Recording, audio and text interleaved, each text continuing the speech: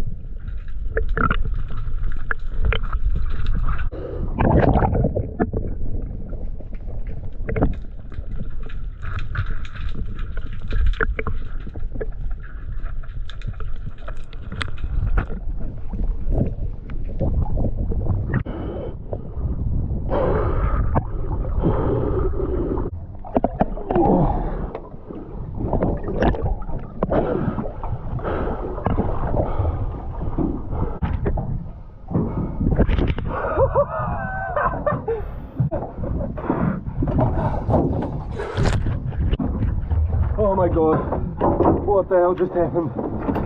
Oh, I can't believe it. I actually can't believe it.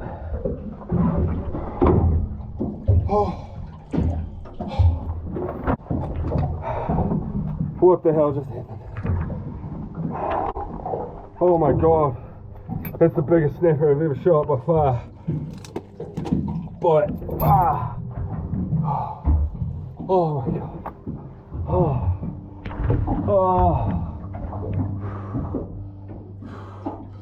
Oh, I don't even know what to say. Hold on, let me just get my thoughts together and I'll tell you what the hell just happened.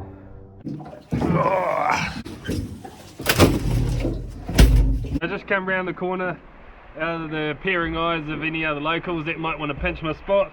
I tried to do a yarn before, but I was just mumbling my words. I couldn't make sense of myself, so I called it and moved around here. But look at that for a fish, man. I can't believe that happened. I still can't believe that happened. I've been bellying up this spot for so long, and it's just been panties after panties. And then snuck around the corner, and there was this guy sitting on top of the burley. And he wasn't really moving. I'm going to have to look at the footage again. It's all a blur in my head, it happened so fast, but it kind of looked like he was asleep or sick or something. He was sitting on top of the burley, all the other fish were sitting around him, and he wasn't moving. We've had pretty good weather the last few days, and maybe this guy was caught on a rod and someone released him, and I really don't think he was doing too well. But I am not complaining. Got him right in the head, stoned him straight away, and bled him out and got him onto the boat. So this doesn't happen in the South Island. This really doesn't happen, and I still can't believe it. I just don't know what to say.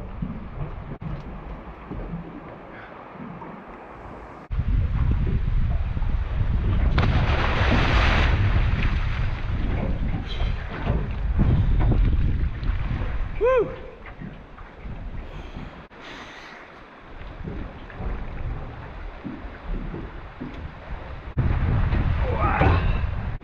Oh, I love this place. Look how clear that water is. Man, I love it when it's like this. I bloody lost my snorkel. Well, I didn't bring my snorkel. It made it really hard, so the footage probably isn't the best. I was lifting my head out, putting it back under, and man, it's hard diving without a snorkel. You just can't get your breath, you can't breathe up properly. Could have been worse, could have forgot my wetsuit or my mask or something more important. I really don't know what I'm going to do now. I might just go for a cruise. Hopefully I can find something cool.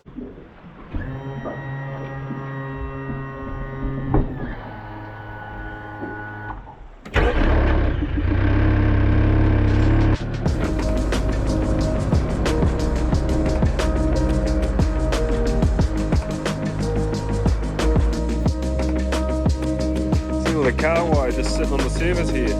I've been throwing lures at them, but none of them want to eat. That's alright, we'll let them swim. Cool to have them around.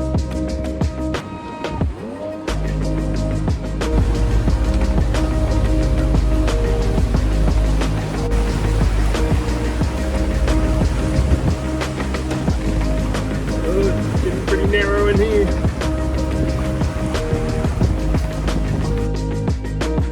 That, man, it's so clear. I know what I'll do. I'm going to go get a quick feed of mussels because I absolutely love mussels, and then I can have a feed because I'm getting pretty hungry.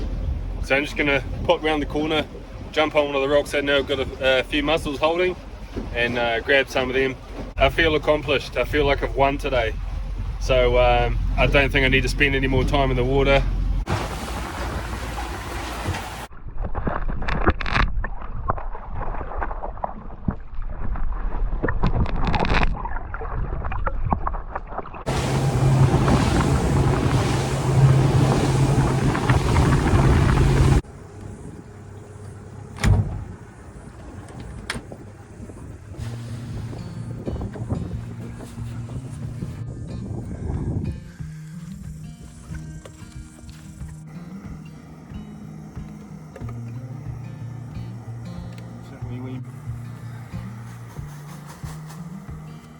Rubbish everywhere you go.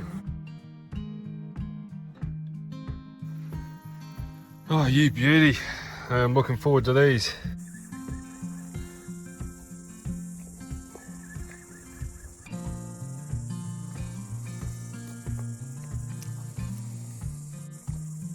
The best part, the chewing gum. Oh, they're bloody delicious. Anyway, I'm going to shoot home, get all my stuff cleared up. Once again, guys, I really hope you liked this one. I hope you enjoyed it as much as I did, because I had a bloody blast doing it. I really still can't believe that fish. It's just absolutely epic. That's just blew all my hopes and dreams out the water, and I really feel like I've accomplished something there. So I'm one happy man. I'm very satisfied. But as usual, guys, if you liked it, give it a thumbs up. Hit that subscribe button if you haven't already. Leave a comment if you want to know anything about today, and hopefully see you in the next one. You!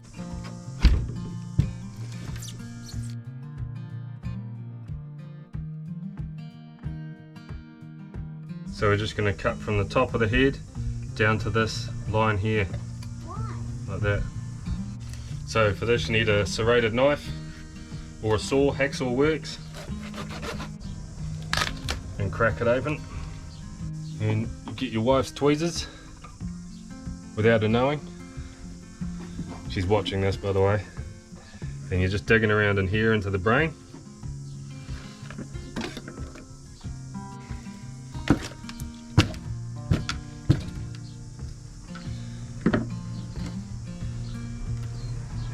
That's one.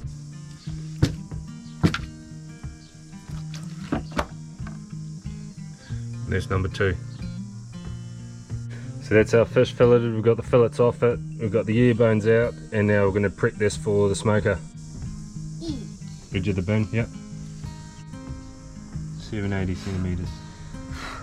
Daddy. So that's our ear bones there. We'll take those into work and I'll get that aged and let you know how old the fish was. Now the snapper's been cut up.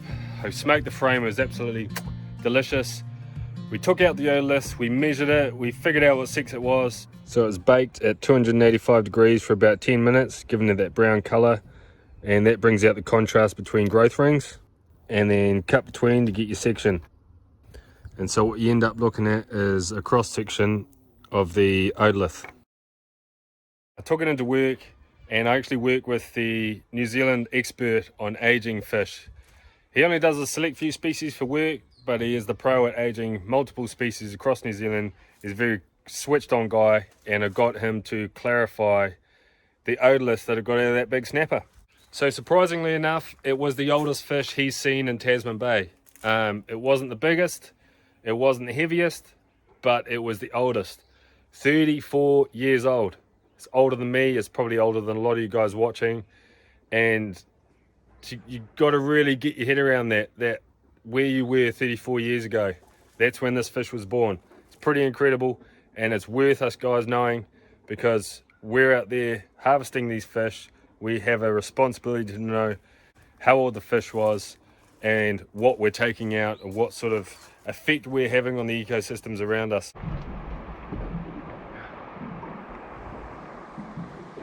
I'm about to start ripping into mounting the jawbone. While I'm doing that, I'll tell you about how old the fish was. If you want to know more about how to do this, check out my last video of the snapper fishing in Tasman Bay. I gave a bit more of an in-depth rundown on how you do the jawbone. When I got that fish, I mentioned that it must have been sick, or old, or dying, or it wasn't quite 100%. Through aging it, I've been able to find a bit more information about the lifespan of the fish. Obviously, length and weight alone aren't a very good indicator of how old a fish was, and that's why we do this. That's why you know, science is important, and it's why people look at otoliths, because you can gauge how old a fish was, and you can see when they start to slow down. This fish itself grew really fast to about 15 years old, and then it really slowed down from there. It wasn't growing much on an annual basis after that, and you'll see that in the image of the otolith that I'll put up, that the first 15 or so lines, quite a bit of spacing. After that they get really close together, and quite hard to differentiate if you haven't got a trained eye. Tasman Bay and the Bay of Plenty have the fastest growing snapper fishery, and so it's highly likely that a fish this size in the far north or in the Auckland region would be much older, which is pretty crazy to think. I mean, people take fish like this all the time without a thought as to how old they are, and I'll be quite honest with you, when I found out how old this fish was, I kind of felt a bit guilty. And I think that's important. I think as spear fishermen, as fishermen and as hunter-gatherers, we need to have some sort of remorse with what we're doing, because if you didn't, you'd probably be a bit of a psychopath, to be honest. And it stops people over-harvesting, disrespecting their catch, and it helps us make better choices when we're out there. So there we have our jaw. I'm going to let that set and then we'll mount it. So as I was saying before, looking at the otoliths of this fish, looking at the slow growth later in life, and looking at the condition of the fish and how it behaved, it's pretty safe to say that this fish was nearing the end of its life.